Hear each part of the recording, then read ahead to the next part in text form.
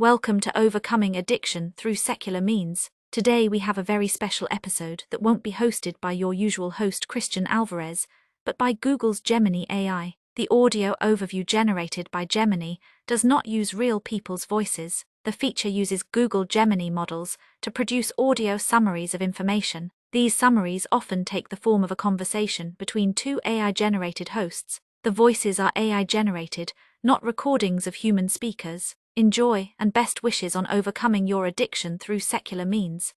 Welcome to the deep dive. Today we're really getting into something transformative, the benefits of quitting marijuana. Right. You might think maybe it's a simple switch to flip. Yeah, that's a common idea. But our mission here is to pull out the key stuff from, well, quite a bit of research, giving you a shortcut to understanding what's actually a pretty challenging journey. But, ultimately a really rewarding one for well-being. Exactly. And what we found really challenges that easy stop idea right away. It does. The sources, they make it clear quitting isn't trivial. It's a real physiological and psychological process. Okay, so let's dive into that first part then, the withdrawal phase. Yeah. Because our research shows it's not what many expect. Not at all. For heavy users especially, you're looking at withdrawal symptoms kicking in pretty fast. Usually within, say, 24 to 72 hours. Wow, okay. And what does that typically involve? Well, it's a range of things. Increased irritability, definitely anxiety, big mood swings are common. Mm-hmm. Then there's insomnia, appetite drops off, sometimes headaches, stomach pain, even vomiting for some, and of course those really intense cravings. And when is that usually at its worst? The peak discomfort. It often hits around days 2 to 6. Okay. Although sometimes, it can stretch out a bit, maybe towards days 7 to 10. So that really bursts the bubble on that false sense of security, doesn't it? Completely. I mean, these symptoms, the mood stuff, the physical pain, they clearly show there's a genuine dependence both in the body and the mind. Exactly. It's not just about willpower. So what's happening physiologically there? Well, fundamentally, it's your body's endocannabinoid system. It's trying to adjust. But THC has been influencing it sort of artificially, and when you remove that, the whole system has to recalibrate itself back to its natural balance. And that recalibration process feels pretty intense. It really can, yes. That initial phase sounds tough, but after that peak difficulty, do things start looking up? When does improvement begin? Yeah, they do.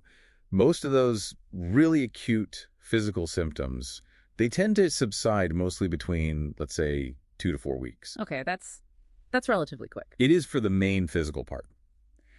But it's important to note, some things can linger. Like what? Sleep issues are a common one.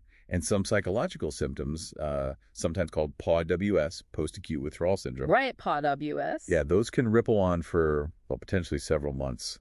Your brain's basically rewiring, so emotional stability takes a bit longer. Okay.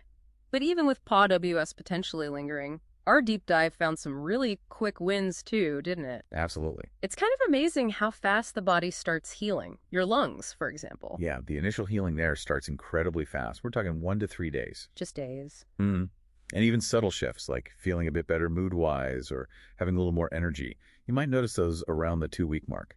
That's great. It sort of reframes that initial discomfort, right? It's not just suffering, it's your body actively healing. Precisely. It's recalibration in action. So connecting this out, it's about getting back to your best self physically and mentally. Exactly. And the physical improvements become pretty significant. Our findings show better lung capacity, easier breathing, Nice. heart rate and blood pressure start to normalize, energy levels go up, appetite regulation improves, and crucially, you start getting proper REM sleep again. Which is huge. Massive for restoration. And that improved sleep and energy, that must create a kind of positive feedback loop for you. Oh, absolutely. It boosts vitality, motivation. It really helps you get more active. It compounds. And what about the cognitive side? The thinking, the focus. That's another major area of recovery. You experience clearer thinking, definitely improved focus, better memory recall. Okay. What's happening is your brain's dopamine system, the reward pathway, starts to normalize. So you begin finding natural enjoyment in everyday things again. Which cannabis use can sometimes dampen. Exactly. That intrinsic motivation comes back. Plus, you generally see reduced anxiety, more stable moods, and even a lower risk of psychosis reported in some studies. That's significant. This cognitive boost really helps across the board: school, work, personal life. So how does all this internal change affect your wider life? Relationships, for instance. That comes up a lot of the sources. Relationships tend to strengthen. You become more present, more engaged. Right. You foster more authentic connections.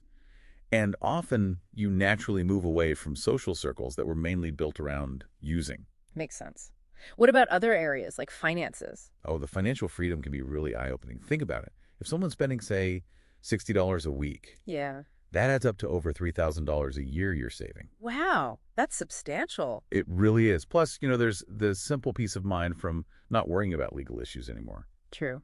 And then there's the personal growth aspect. Yeah, that's maybe the deepest benefit. Mm-hmm. Overcoming dependency builds real self-esteem, genuine confidence. How so? Well, quitting often removes that sort of crutch people use to avoid difficult feelings. So you're almost compelled to develop healthier ways to cope. And that leads to feeling more grounded, more satisfied with life itself. So wrapping up this deep dive, the picture is really holistic, isn't it? Clearer lungs, sharper mind, better relationships, more money. It really touches everything. And these aren't just one-off benefits. They build on each other. They get stronger over time for you. They're cumulative. Exactly. The journey, it isn't just about not doing something. It's about actively letting your body's own amazing systems get back to their optimal state. A restoration. Yes. It really lets you discover maybe a new version of yourself and live life more fully on your own terms. And finally, it's important to say, right, that reaching out for help, professional treatment, counseling, support groups, that's not weakness. Not at all. It's a sign of strength. It's an investment in yourself and making that long-term recovery stick, finding that healthier, more authentic you.